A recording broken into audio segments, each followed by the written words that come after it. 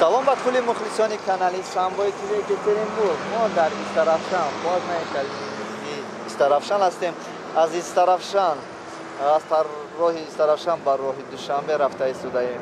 чиқаре ки шумо мебинед дар ин ҷо мо бо чанд бародарон дар роҳ шинос шудем, боз дӯстони зиёде пайдо кардаем.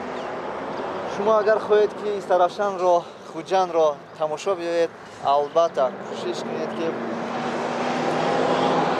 хеле якта навобардор дошта бошед. кулли мухлисони канали Самбои ТВ Екатеринбург, кӯшиши зиёди мо барои шумост.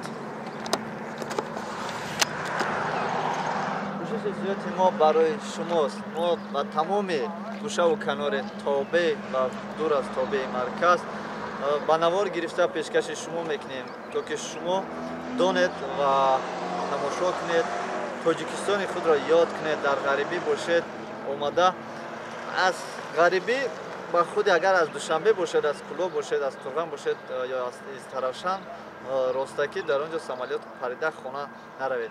камтарак барои беҳбудии худи шумо, барои хастагиятон баромадан албатта ба Душанбе биёед. аз Душанбе воситаи мошинҳо, таксиҳои зиёд ҳаст, автобусҳо, маршруткаҳо ҳаст.